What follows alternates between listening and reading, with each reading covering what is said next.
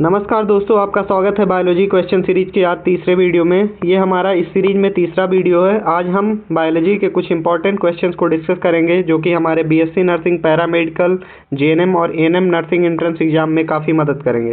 तो चलिए वीडियो को शुरू करते हैं। और इससे पहले मैं आप लोगों से बताना चाहूँगा, इस महायान सीरीज को अटेंड करें और अपने एंट्रेंस एग्ज़ाम को क्लियर करने की उम्मीद को मजबूत करें। तो चलिए आज बायोलॉजी के 30 MCQ सीरीज को हम शुरू करते हैं। ये एक क्वेश्चन सीरीज आपके एग्ज़ाम में काफ़ी मदद करेंगे। तो हमारा सबसे पहला क्वेश्चन है, the functional unit of kidney.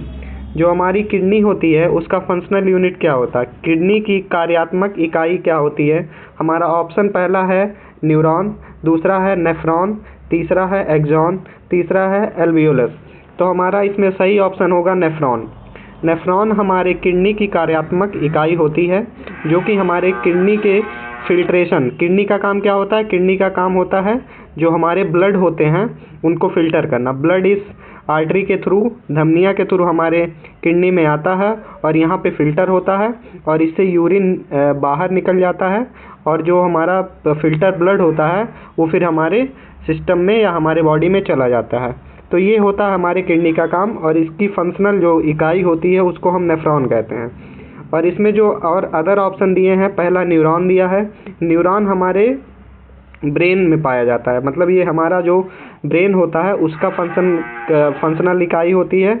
और एक्सॉन न्यूरॉन का एक पार्ट होता है, न्यूरॉन का एक पार्ट होता है। ये जो हिस्सा होता है इसको हम एक्सॉन कहते हैं। और एल्वियोलस जो होता है ये हमारे लंग्स में पाया जाता है। हमारा लंग्स जो होता है उसमें पाया जाता है एल्वियोलर। इसका काम क्या होता है, गैसेस को एक्सचेंज करवाना, मतलब ऑक्सीजन को लेना और कार्बन डाइऑक्साइड को निकालना।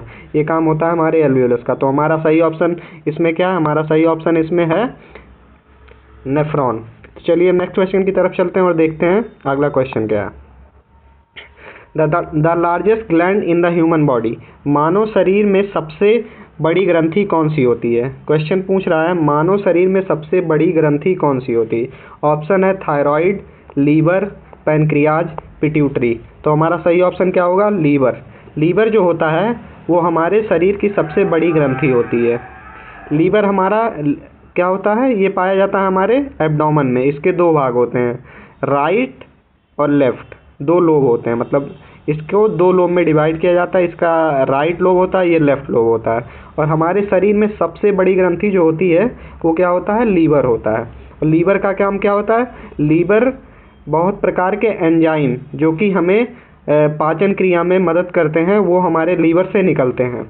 जो और ऑप्शन इसमें दिए गए हैं जैसे कि थायराइड भी हमारा ग्लैंड होता है जो कि थायरॉक्सिन हार्मोन प्रोड्यूस करता है। पैनक्रियाज क्या करता है, पैनक्रियाज हमारा इंसुलिन निकालता है, इंसुलिन जो कि हमारे शुगर को कंट्रोल करता है। पिट्यूटरी ग्लैंड हमारे मास्टर ग्लैंड होता है जो कि और ग्लैंड्स को रोकता है। ये क्या करता है, ग्रोथ में मदद करता है। जो हमारी बॉडी होती है उसको ग्रोथ में मदद करता है पिट्यूटरी ग्लैंड। और लीवर हमारे बॉडी में सबसे बड़ी ग्रंथि होती है। तो हमारा सही ऑप्शन क्या होगा, लीवर। चलिए नेक्स्ट क्वेश्चन की तरफ चलते हैं। और नेक्स्ट क्वेश्चन है कि हमारा the study of tissue is called. Tissue के स्टडी को हम क्या कहते हैं, ऊतकों का अध्ययन क्या कहलाता है। पहला ऑप्शन है हिस्टोलॉजी, दूसरा ऑप्शन है साइटोलॉजी, तीसरा है एनाटमी और चौथा है फिजियोलॉजी। तो हमारा सही ऑप्शन क्या होगा, हिस्टोलॉजी। हिस्टोलॉजी को हम ऊतकों का अध्ययन कहलाता है, मतलब जो हमारे सेल होते हैं, सेल से मिलकर क्या बनता है, टिश्यू बनता है। तो इस टिश्यू के अध्ययन को हम क्या कहते हैं, हिस्टोलॉजी। हिस्टोलॉजी में हम जो टिश्यू होता है उसका अध्ययन करते हैं। और जो ऑप्शन है इसमें जैसे कि साइटोलॉजी मतलब सेल के स्टडी को कहते हैं। एक सिंगल सेल जो होता है अगर हम उसकी स्टडी करेंगे तो उसको बोलेंगे साइटोलॉजी। और अगर हम एनाटमी मतलब क्या होता है, जो बॉडी में स्ट्रक्चर पाए जाते हैं जैसे हड्डियाँ हो गई, मांसपेशियाँ हो गई, धमनियाँ हो गई, सिरा हो गए, अगर हम इनके स्ट्रक्चर को पढ़ेंगे तो हम उसको एनाटमी कहते हैं। और फिजियोलॉजी क्या होता है, फिजियोलॉजी मतलब जो हमारे शरीर में स्ट्रक्चर पाए जाते हैं जैसे किडनी हो गया, हार्ट हो गया, लंग्स हो गया, इनका जो फंक्शन होता है उसको हम फिजियोलॉजी में पढ़ते हैं। तो एक बार मैं फिर से सारा रिपीट कर दे रहा हूँ। हिस्टोलॉजी में हम क्या पढ़ते हैं, हिस्टोलॉजी में हम पढ़ते हैं टिश्यू को, टिश्यू मतलब ऊतकों को, और साइटोलॉजी में क्या पढ़ते हैं हम, सेल को पढ़ते हैं। और एनाटमी में क्या पढ़ते हैं, जो बॉडी के स्ट्रक्चर होते हैं जैसे कि किडनी, लंग्स, हार्ट, इस सब को हम पढ़ते हैं एनाटमी में। और फिजियोलॉजी में हम इन्हीं सारे स्ट्रक्चर के फंक्शन को पढ़ते हैं, जैसे किडनी का फंक्शन क्या होता है, लीवर का फंक्शन क्या होता है, लंग्स का फंक्शन क्या होता है, ये सब हम पढ़ते हैं फिजियोलॉजी में। तो चलिए नेक्स्ट क्वेश्चन की तरफ चलते हैं। और चौथा क्वेश्चन हमारा क्या है, the power house of the cell. ये मैंने पिछले वीडियो में डिस्कस किया, तो इस क्वेश्चन का जवाब आप लोग कमेंट में बताइएगा कि क्या होता है, हम सेल के पावर हाउस को क्या कहते हैं, और पावर हाउस हम कहते क्यों हैं, सेल के पावर हाउस क्या होता है और इसको हम पावर हाउस क्यों कहते हैं, ये आप सब कमेंट में कमेंट करके बताइए, मैं कमेंट जरूर पढ़ूंगा। तो इसमें क्या क्या ऑप्शन दिया गया है, ribosome, mitochondria, nucleus, endoplasmic reticulum. तो इसका सही ऑप्शन क्या होगा, माइटोकॉन्ड्रिया। और मैं आप लोगों से क्वेश्चन कर रहा हूँ, सेल के पावर हाउस को हम माइटोकॉन्ड्रिया कहते हैं, लेकिन माइटोकॉन्ड्रिया को हम पावर हाउस कहते क्यों हैं, ये सब आप कमेंट में बताइएगा। चलिए नेक्स्ट क्वेश्चन की तरफ चलते हैं। नेक्स्ट क्वेश्चन है, which blood group is known as the universal donor.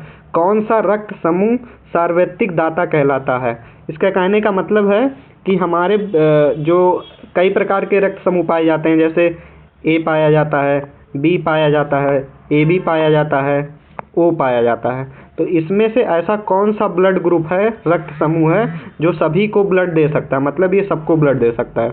तो इसका सही ऑप्शन क्या होगा, इसका सही ऑप्शन होगा ओ है। अगर कहीं ओ पॉजिटिव और ओ दिया है तो हम उसमें मार्क करेंगे, और पूछ रहा है कि यूनिवर्सल डोनर कौन सा रक्त समूह सार्वत्रिक दाता कहलाता है। अगर ओ पॉजिटिव और ओ दिया है तो उसमें हम सही लगाएंगे ओ पॉजिटिव को, क्योंकि ये सबको दे सकता है, और ओ जो होता है वो ओ पॉजिटिव को नहीं दे सकता है। इसीलिए हम अगर कहीं पूछ रहा है ओ पॉजिटिव और ओ दोनों दिया है तो हम ऑप्शन को टिक लगाएंगे ओ पॉजिटिव। और ए है, बी है, ए बी है, ये सबको ब्लड नहीं दे सकते, लेकिन जो ओ है या ओ पॉजिटिव है वो सबको ब्लड दे सकता है। तो चलिए हम नेक्स्ट क्वेश्चन की तरफ चलते हैं। हमारा नेक्स्ट क्वेश्चन क्या है, the largest bone of the human body. मानव शरीर में सबसे लंबी हड्डी कौन सी होती है, सबसे बड़ी हड्डी कौन सी होती है। क्वेश्चन पूछ रहा है मानव शरीर में सबसे बड़ी हड्डी कौन सी होती है। ऑप्शन है फीमर, टिबिया, फिबुला, ह्यूमरस। तो सबसे बड़ी हड्डी कौन सी होती है, फीमर। ये फीमर कहाँ पाई जाती है, फीमर पाई जाती है हमारे हिप जॉइंट पे। ये हमारा कूल्हा होता है, जो हमारे नी होती है गांठ, और इसके नीचे होता है पैर। तो जो थाई के पास हड्डी पाई जाती है उसको हम फीमर कहते हैं, और ये हमारे शरीर की सबसे लंबी हड्डी होती है। माफ़ करिएगा दोस्तों, कुछ बाहरी आवाज़ें आ रही हैं तो उसके लिए मैं माफ़ी चाहूँगा। हालांकि आप क्वेश्चन पे ध्यान दीजिए। ये क्वेश्चन जो मैं करा रहा हूँ ये आपको नर्सिंग एंट्रेंस एग्ज़ाम में काफ़ी मदद करेंगे और आपको आपके लक्ष्य तक पहुँचाएंगे। तो हमारे साथ जुड़े रहिए, इसी तरह हम सीरीज़ लाते रहेंगे और क्वेश्चन करवाते रहेंगे, जो कि आपको आपके लक्ष्य तक लेके जाएंगे। चलिए अब नेक्स्ट क्वेश्चन की तरफ चलते हैं। और नेक्स्ट क्वेश्चन हमारा क्या है, what is the normal pH of human blood. मानव रक्त का सामान्य पीएच क्या है, जो हमारा ब्लड होता है उसका पीएच क्या होता है। तो हमारा जो नॉर्मल पीएच होता है वो होता है 7.4। इसका एक रेंज होता है, एग्जैक्ट 7.4 नहीं होता है, ये 7.4 ये हमारे कहाँ पाया जाता है, आर्टरी में पाई जाती है, जो आर्टरी है, ठीक। और 7.3, एक सेकंड रुक जाइए, जो पीएच होता है वो 7.35 से लेके 7.4 होता है। तो यहाँ ऑप्शन में 7.4 दिया है, तो सबसे सही क्या होगा, 7.4। अगर आपको क्वेश्चन में पूछेगा कि मानव शरीर का पीएच कितने से कितने के बीच में पाया जाता है या कितने में रेंज करता है, तो आप सही आंसर लगाएंगे 7.35 से लेके 7.4 तक। तो चलिए नेक्स्ट क्वेश्चन की तरफ चलते हैं। The enzyme present in the saliva. लार में पाए जाने वाला एंजाइम कौन सा होता है, जो हमारे मुंह में लार पाया जाता है उसमें कौन सा एंजाइम प्रेजेंट होता है। तो इसमें ऑप्शन क्या क्या है, लाइपेज, एमाइलेज, पेप्सिन, ट्रिप्सिन। तो कौन सा एंजाइम पाया जाता है हमारे लार में, हमारे लार में पाया जाता है एमाइलेज। एमाइलेज का काम क्या होता है, जो कार्बोहाइड्रेट होते हैं, शुगर होते हैं, उसका ये डाइजेशन करवाता है। एमाइलेज का काम क्या होता है, जो कार्बोहाइड्रेट शुगर होते हैं उसका डाइजेशन करवाता है। लिपिड का काम क्या होता है, लिपिड का काम होता है फैट का डाइजेशन करवाना। और पेप्सिन का काम क्या होता है? पेप्सिन का काम होता है प्रोटीन। ट्रिप्सिन का काम क्या होता है? प्रोटीन के डाइजेशन में। ये दोनों प्रोटीन के डाइजेशन में हेल्प करते हैं, और लिपिड फैट के डाइजेशन में, एमाइलेज कार्बोहाइड्रेट के डाइजेशन में। तो चलिए नेक्स्ट क्वेश्चन की तरफ चलते हैं। The smallest unit of life, जीवन की सबसे छोटी इकाई कौन सी होती है? ये क्वेश्चन आप लोग बताइए, इस कौन सा होता है? The smallest unit of life is cell. देखिए सेल होता है, सेल से मिलकर टिश्यू बनेगा, टिश्यू से बनेगा ऑर्गन, और ऑर्गन से बनेगा ऑर्गन सिस्टम। कई ऑर्गन जब मिलेंगे तो एक ऑर्गन सिस्टम बनेगा, और ऑर्गन सिस्टम मिलके बना देंगे ऑर्गेनिज्म। मतलब सबसे छोटी इकाई क्या हो गई? सेल। सेल से टिश्यू, टिश्यू से ऑर्गन, और ऑर्गन से ऑर्गन सिस्टम, फिर ऑर्गेनिज्म। इसमें दिया है देखो, कोशिका, कोशिका से ऊतक, ऊतक से अंग, अंग से अंगों का समूह, और अंगों के समूह को मिलकर हम क्या कह देते हैं? जीव। चलिए नेक्स्ट क्वेश्चन की तरफ चलते हैं। Which organ is responsible for filtering blood, कौन सा अंग रक्त को छानने के लिए उत्तरदायी है? मतलब कौन सा ऑर्गन, कौन सा अंग हमारे शरीर का ब्लड को छानने में मदद करता है? तो ऑप्शन क्या क्या है? हृदय, लीवर, किडनी, लंग्स। तो हमारा सही ऑप्शन क्या होगा? किडनी। किडनी हमारे ब्लड से जितने भी वेस्ट प्रोडक्ट होते हैं, जितने भी वेस्ट प्रोडक्ट होते हैं वो हमारे शरीर से बाहर निकालती है। किसके थ्रू? यूरिन में। यूरिन के थ्रू जितना भी वेस्ट हमारे बॉडी में बनता है वो बाहर आ जाता है, और ये काम कौन करता है? किडनी। किडनी क्या करती है? ब्लड को फिल्टर करती है, ये काम होता है किडनी का। चलिए नेक्स्ट क्वेश्चन देखते हैं। The human heart has how many chamber, मानव हृदय में कितने कक्ष होते हैं? हमारा जो हार्ट होता है, सपोज करिए ये हमारा हार्ट है, ठीक, तो इसमें कितने चैम्बर पाए जाते हैं? तो इसमें कितने चैम्बर पाए जाते हैं? 4 चैम्बर पाए जाते हैं, 4 चैम्बर पाए जाते हैं। ऊपर के जो होते हैं उनको हम बोलते हैं एट्रिया, और जो नीचे होता है उसको हम बोलते हैं वेंट्रिकल, ठीक, वेंट्रिकल। तो कितने चैम्बर पाए जाते हैं? 4 चैम्बर पाए जाते हैं। चलिए नेक्स्ट क्वेश्चन की तरफ चलते हैं। Which vitamin is known as the sunshine vitamin, कौन सा विटामिन सनशाइन विटामिन कहलाता है? इस क्वेश्चन का मतलब है ऐसा कौन सा विटामिन है जो हमें सूरज की रोशनी से मिलता है? तो सूरज की रोशनी से हमें कौन सा विटामिन मिलता है? Vitamin D. चलिए नेक्स्ट क्वेश्चन की तरफ चलते हैं। The largest artery in the human body, मानव शरीर में सबसे बड़ी धमनी कौन सी होती है? मानव शरीर में सबसे बड़ी धमनी कौन सी होती है? ऑप्शन क्या क्या है? Pulmonary artery, aorta, coronary artery, femoral artery. तो सबसे बड़ी आर्टरी होती है अयोटा। अयोटा कहाँ से निकलती है? हमारे हार्ट से निकलती है डायरेक्ट। जो हमारा हार्ट होता है उससे जो सबसे पहले धमनी निकलती है उसको हम अयोटा कहते हैं, और ये हमारे शरीर की सबसे बड़ी धमनी होती है। चलिए नेक्स्ट क्वेश्चन देखते हैं। What is the structural and functional unit of the nervous system, जो हमारा नर्वस सिस्टम होता है उसकी स्ट्रक्चरल और फंक्शनल यूनिट क्या होती है? जैसे हमारा जो ब्रेन होता है उसका स्ट्रक्चरल और फंक्शनल, स्ट्रक्चरल मतलब सबसे छोटी इकाई, और सबसे छोटी इकाई जो काम करती है, मतलब देखिए संरचनात्मक और कार्यात्मक इकाई कौन सी होती है? तो इसमें एक ऑप्शन दिया है न्यूरॉन, एक्सॉन, साइनेप्स, डेंड्राइट। तो न्यूरॉन जो होता है ये सबसे छोटी स्ट्रक्चरल एंड फंक्शनल यूनिट होती है हमारे नर्वस सिस्टम की। नर्वस सिस्टम क्या है? तंत्रिका तंत्र। नेक्स्ट क्वेश्चन देखते हैं। The digestion of protein start in the, protein का पाचन कहाँ से स्टार्ट होता है? जैसे हम जब खाना खाते हैं तो उसमें क्या क्या पाया जाता है? कार्बोहाइड्रेट पाया जाता है, प्रोटीन पाया जाता है, फैट पाया जाता है, विटामिन पाया जाता है, मिनरल पाया जाता है। ये सब कहाँ पाए जाते हैं? हमारे खाने में। तो क्वेश्चन में पूछ रहा है जब हम खाना खाते हैं तो प्रोटीन का डाइजेशन कहाँ से स्टार्ट होता है? ऑप्शन क्या क्या है? माउथ, स्टमक पेट, स्मॉल इंटेस्टाइन छोटी आंत, लार्ज इंटेस्टाइन बड़ी आंत। तो प्रोटीन का जो डाइजेशन होता है वो छोटी आंत से शुरू होता है। कहाँ से शुरू होता है? छोटी आंत से। कभी भी क्वेश्चन पूछेगा प्रोटीन का डाइजेशन कहाँ से स्टार्ट होता है, प्रोटीन का पाचन कहाँ से शुरू होता है, तो आप लगाएंगे स्मॉल इंटेस्टाइन, जो हमारी छोटी आंत होती है वहाँ से प्रोटीन का डाइजेशन स्टार्ट होता है। नेक्स्ट क्वेश्चन देखते हैं। The normal human body temperature, मानव शरीर का सामान्य तापमान क्या होता है, जो हमारा शरीर है उसका सामान्य तापमान क्या होता है। इसमें ऑप्शन में क्या क्या है, 98.4 से लेके 98.4 degree Fahrenheit, 96.8 degree Fahrenheit, 98.6 degree Fahrenheit, 100 degree. तो हमारा जो नॉर्मल टेम्परेचर होता है बॉडी का वो होता है 96.8 डिग्री फ़ारेनहाइट।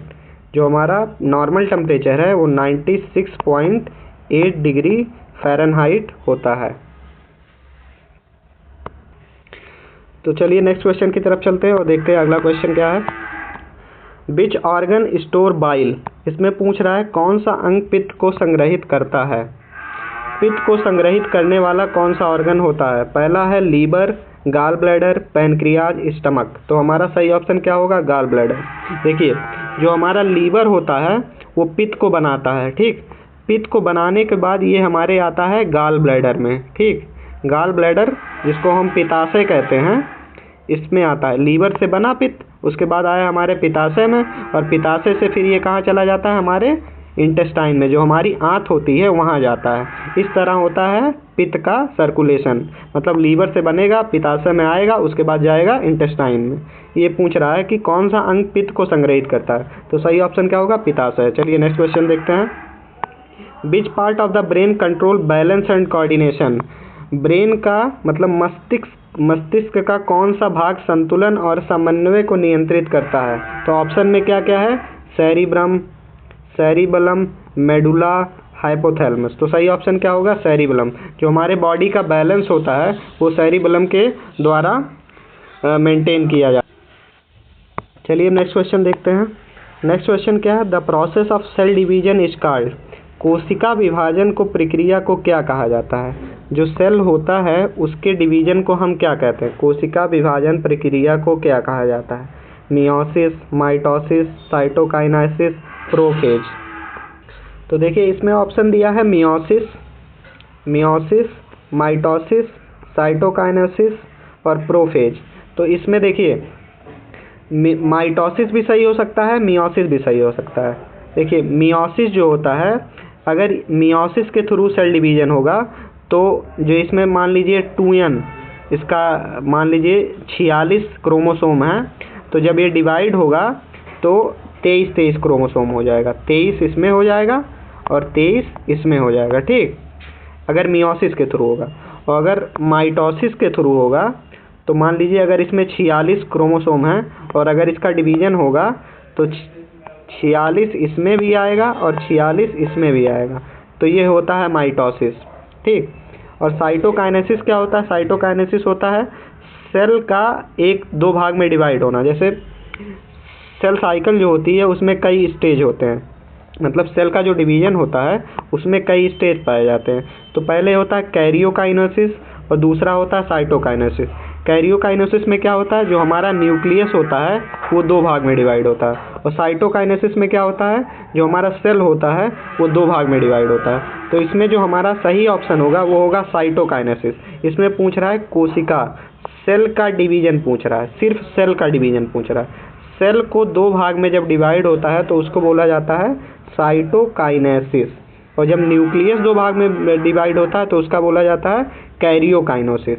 और मियोसिस मैं आपको बता चुका हूँ और माइटोसिस भी आपको बता चुका हूँ। और जो प्रोफेज होता है इस सेल डिवीजन में एक स्टेज होता है, जब न्यूक्लियस हमारा जो होता है वो डिवाइड करता है तो उसमें प्रोफेज एक स्टेज आता है, उसको हम कहते हैं प्रोफेज।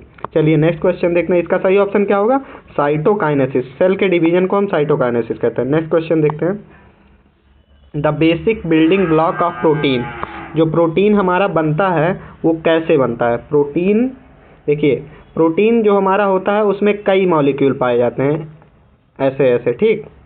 तो इसमें पूछ रहा है जो ये एक सिंगल मॉलिक्यूल होता है उसको हम क्या कहते हैं। इसमें ऑप्शन क्या क्या है, शुगर है, फैटी एसिड है, अमाइनो एसिड है, न्यूक्लियोटाइड है। तो सही ऑप्शन क्या होगा, अमाइनो एसिड। देखिए जब कई अमाइनो एसिड एक साथ मिलते हैं, जैसे कई अमाइनो एसिड है यहाँ पे, जब ये एक साथ मिलेंगे तो इससे क्या बनेगा, प्रोटीन का एक चेन बनेगा, इसको हम कहते हैं प्रोटीन। और इस सिंगल को हम क्या कहेंगे, अमाइनो एसिड।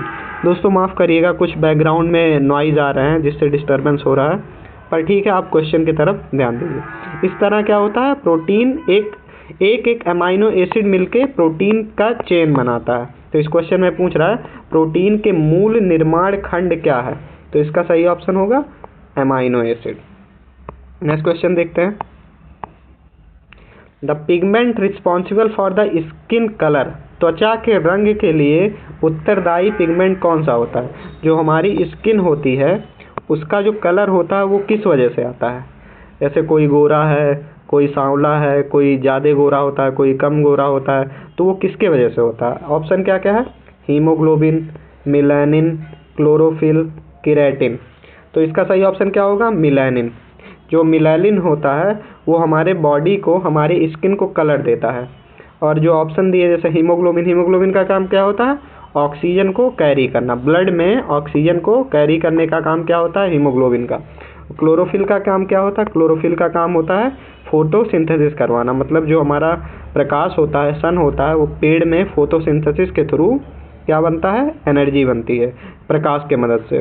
और तीसरा ऑप्शन क्या है? केराटिन। केराटिन हमारे बाल में, नाखून में और जो स्किन होती है वहाँ पाया जाता है। ये केराटिन क्या करता है? एक टफ नेचर प्रोवाइड, जैसे केराटिन देखोगे बाल जब छुओगे तो थोड़ा सॉफ्ट या हार्ड लगता है, वो केराटिन की वजह से होता है।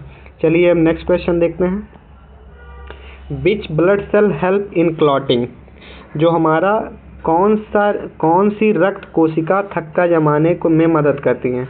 जैसे मान लीजिए कभी हमको कट लग जाता है तो देखिए खून निकलता है, लेकिन वो कुछ टाइम बाद जम जाता है। किसके वजह से जमता है, यही पूछ रहा है इस क्वेश्चन में।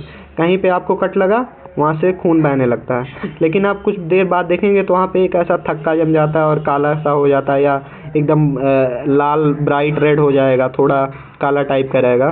तो वो पूछ रहा है किस वजह से होता है। ऑप्शन क्या क्या है? Red blood cell, white blood cell, platelet, plasma. तो इसका सही ऑप्शन क्या होगा? प्लेटलेट। प्लेटलेट के वजह से हमारा थक्का जमता है। ठीक, इसका सही ऑप्शन क्या है? प्लेटलेट। रेड ब्लड सेल मैं आपको बता चुका हूँ, ऑक्सीजन कैरी करता है। WBC हमें बीमारियों से लड़ने में मदद करता है। और प्लाज्मा जो होता है इसमें भी ऑक्सीजन, देखिए प्लाज्मा में कई चीज़ें पाई जाती हैं, इसमें सारे जो सेल्स होते हैं वो हमारे प्लाज्मा में ही प्रेजेंट होते हैं। ये क्या करते हैं? ट्रांसपोर्टेशन का काम करते हैं। जैसे हमारे ब्लड में ढेर सारे प्रोटीन होते हैं, मिनरल्स होते हैं, तो किसके थ्रू ट्रांसपोर्ट होते हैं? प्लाज्मा के थ्रू, एक जगह से दूसरी जगह जाते हैं। ठीक, चलिए नेक्स्ट क्वेश्चन देखते हैं। विच ऑर्गन प्रोड्यूस इंसुलिन, देखिए अब क्या पूछ रहा है, हमारे बॉडी में कौन सा ऑर्गन इंसुलिन प्रोड्यूस करता है? इंसुलिन का काम क्या होता है? इंसुलिन का काम होता है शुगर जो होता है हमारे बॉडी में, ग्लूकोज का लेवल जो होता है उसको मेंटेन करके रखता है। कौन मेंटेन करके रखता है? इंसुलिन। तो ये क्वेश्चन में पूछ रहा है ये इंसुलिन निकलता कहाँ से? ऑप्शन क्या क्या है? Liver, pancreas, kidney, spleen. तो हमारा सही ऑप्शन क्या होगा? पैनक्रियाज। पैनक्रियाज के थ्रू इंसुलिन निकलता है। ठीक, सही ऑप्शन है इंसुलिन, ये पैनक्रियाज। ठीक, लीवर का काम क्या होता है? लीवर का काम होता है पित्त जो होता है उसका फॉर्मेशन करवाना। और किडनी का काम क्या होता है? ब्लड को फिल्टर करना, जो हमारा ब्लड होता है उसको फिल्टर करना। स्प्लीन का काम क्या होता है? देखिए RBC जो होती हैं, हमारा जो रेड ब्लड सेल होता है उसका लाइफ होता है, ठीक, 120 दिन।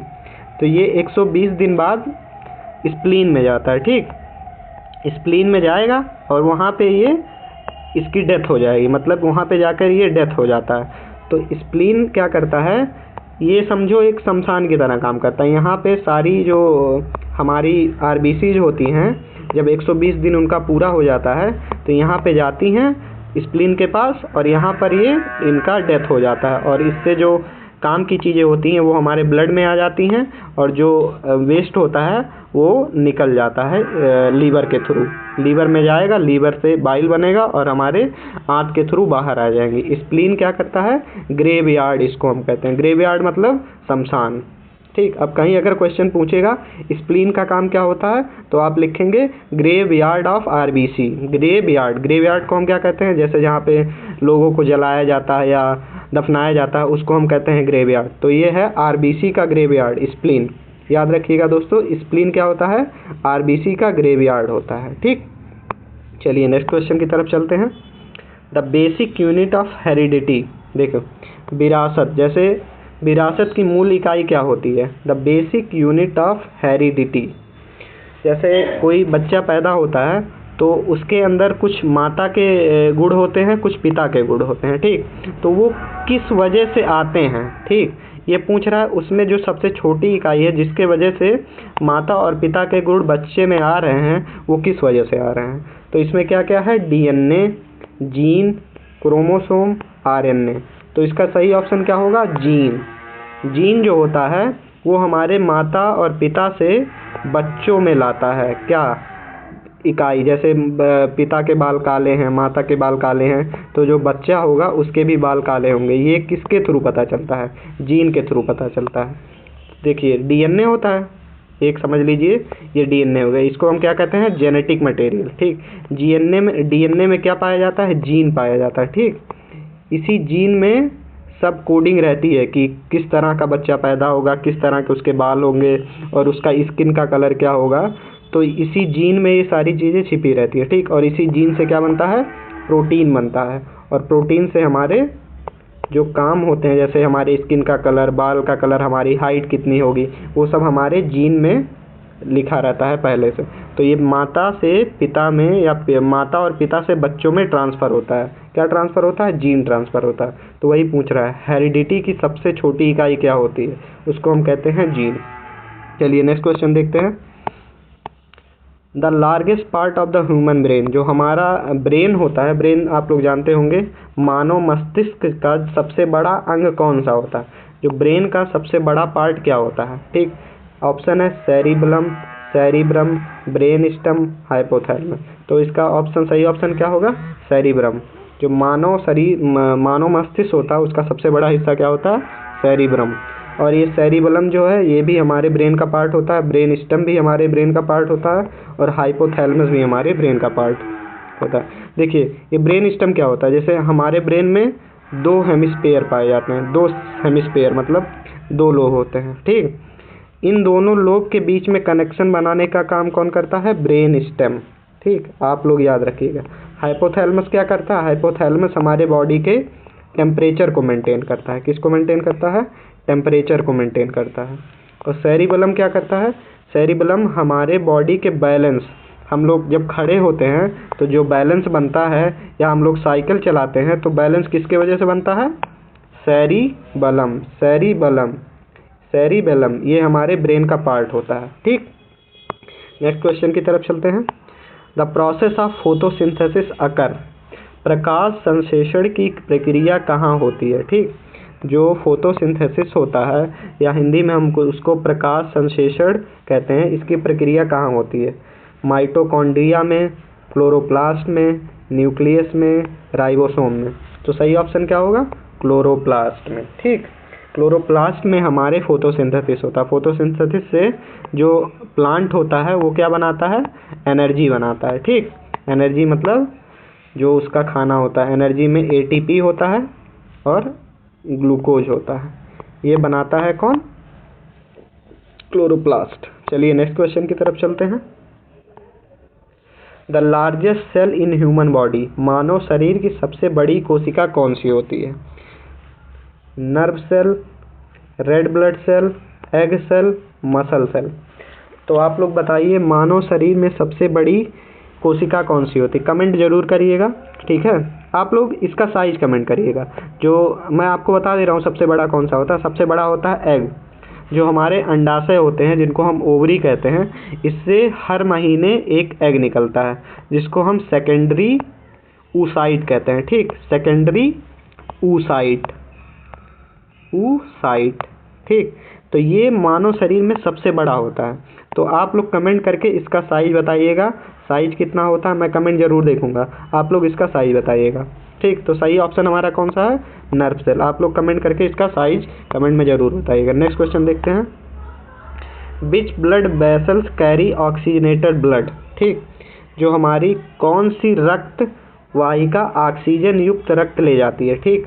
इसमें पूछ रहा है जो ऐसी कौन सी नस होती है जो ऑक्सीजन युक्त ब्लड को, जैसे हमारे ब्लड में 2 टाइप के ब्लड पाए जाते हैं, एक में ऑक्सीजन होता है, ठीक, और एक में ऑक्सीजन नहीं होता है। ठीक, तो इसमें पूछ रहा है कि ऐसा कौन सी रक्त वाहिका है जो ऑक्सीजन वाले ब्लड को कैरी करती है, मतलब ये वाले ब्लड को कैरी करती है। ऑप्शन क्या क्या है?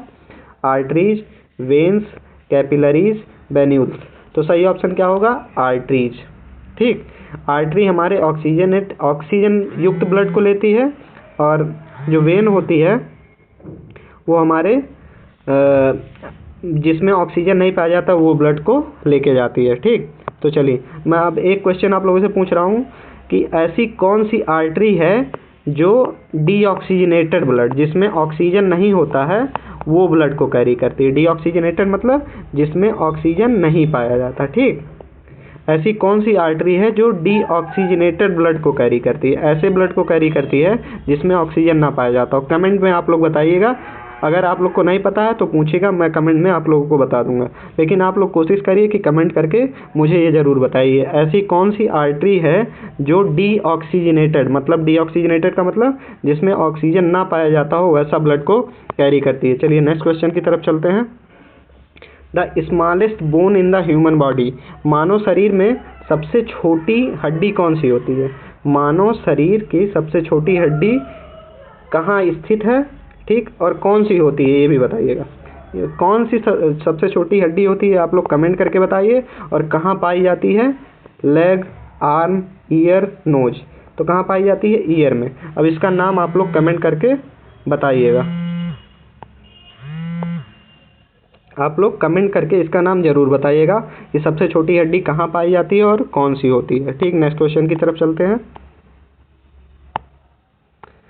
What is the scientific name of human being, मनुष्य को वैज्ञानिक नाम क्या है? जो मनुष्य होता है उसका एक वैज्ञानिक नाम होता है, तो उस वैज्ञानिक नाम को हम किस नाम से जानते हैं? होमो इरेक्टस, होमो सैपियंस, ऑस्ट्रेलोपैथ, निएंडरथल। तो इसका सही ऑप्शन क्या होगा? Homo sapiens. जो मनुष्य होता है उसका वैज्ञानिक नाम होमो सैपियंस होता है। तो ठीक है दोस्त, इसी प्रकार से हम 30 MCQ कर चुके हैं, और हम नेक्स्ट लेक्चर में भी 30 MCQ करेंगे। और देखिए ये MCQs आपको एग्ज़ाम में काफ़ी मदद करेंगे, क्योंकि जो हमारा एंट्रेंस एग्ज़ाम होता है उसमें ऐसे ही जनरल क्वेश्चन पूछे जाते हैं। ठीक, तो आप इन क्वेश्चन को अच्छे से पढ़िए, प्रैक्टिस करिए, 1-2 बार देखिए। मैं गारंटी लेता हूँ इसमें से जो है ना डायरेक्टली क्वेश्चन पूछे जाएंगे। जैसे जो ये 30 क्वेश्चन मैंने करवाए हैं आपको, इसमें से कोई भी क्वेश्चन आपको डायरेक्टली एग्ज़ाम में देखने को मिलेगा। ठीक, तो मैं आपसे यही कहना चाहूँगा कि इन क्वेश्चन को अच्छे से प्रैक्टिस करें, 1-2 बार रिवाइज करें, और जो क्वेश्चन नहीं समझ में आ रहा आप कमेंट में हमसे पूछ सकते हैं। और थैंक यू आप सभी लोगों का इतना देर लेक्चर को देखने के लिए। और मेरी आप लोगों से यही गुजारिश है कि इस क्वेश्चन को ज़्यादा से ज़्यादा प्रैक्टिस करें, और इस क्वेश्चन सीरीज के साथ आप लास्ट तक जुड़े रहें। मैं गारंटी ले रहा हूँ कि आप जो भी एंट्रेंस एग्ज़ाम देना चाहते हैं वो आपका क्लियर होगा। बस आप इन क्वेश्चंस को अच्छे से प्रैक्टिस करते रहिए और हमारे साथ जुड़े रहिए। मैं आपकी पूरी मदद करूंगा ताकि आप अपने लक्ष्य को पा सकें। तो दोस्तों, मैंने आप लोगों से जो क्वेश्चन पूछा है वो आप ज़रूर बताइएगा। मानव शरीर की सबसे छोटी हड्डी कौन सी होती है? पहला क्वेश्चन क्या है? सबसे स्मॉलेस्ट बोन कौन सी होती है और कहाँ पाई जाती है? ठीक, ये आप लोग बताएंगे। और दूसरा क्वेश्चन है, ऐसी कौन सी आर्टरी मतलब धमनियाँ जो डीऑक्सीजनेटेड ब्लड को कैरी करती है। सबसे छोटी हड्डी का नाम बताना है, और ऐसा कौन सा आर्टरी है जो डीऑक्सीजनेटेड ब्लड को कैरी करती है, वो आप लोग कमेंट करके बताइएगा। तो उम्मीद करता हूँ आप लोगों को काफ़ी अच्छा लगा होगा ये क्वेश्चन। अगर आप लोग को किसी भी प्रकार का डाउट है तो आप कमेंट में पूछ सकते हैं, मैं पूरी मदद करने की कोशिश करूँगा। और फिर मिलते हैं दोस्तों, कल मिलते हैं। और आप लोग ज़्यादा से ज़्यादा इस वीडियो को शेयर करिए, सब्सक्राइब करिए, ताकि ये क्वेश्चन और बच्चों तक पहुँचे और वो लोग भी अपने एग्ज़ाम को क्लियर कर सकें। मैं आप लोगों को निश्चिंत करना चाहता हूँ कि आप बस इतने क्वेश्चन, मैं अभी तो काफ़ी क्वेश्चन करवाऊंगा, बस इतना क्वेश्चन प्रैक्टिस करके आप अपने एग्ज़ाम में जाइएगा। मैं गारंटी लेता हूँ कोई भी क्वेश्चन इस सीरीज़ से बाहर का नहीं आएगा। तो जल्दी से जल्दी आप लोग इसको शेयर करिएगा, ज़्यादा से ज़्यादा शेयर करिएगा और कोशिश करिए कि जितने क्वेश्चन, जैसे मैंने 30 क्वेश्चन कराए हैं, इसको आप ज़्यादा से ज़्यादा रिवीजन करें, 1-2 बार खुद से प्रैक्टिस करें। मैं PDF ग्रुप में डाल दिया करता हूँ, वो क्वेश्चन आप खुद से 1-2 बार प्रैक्टिस करिए। सारे क्वेश्चन एक बार आप देख लिया करिए ताकि आपको ये मेमोराइज हो जाए।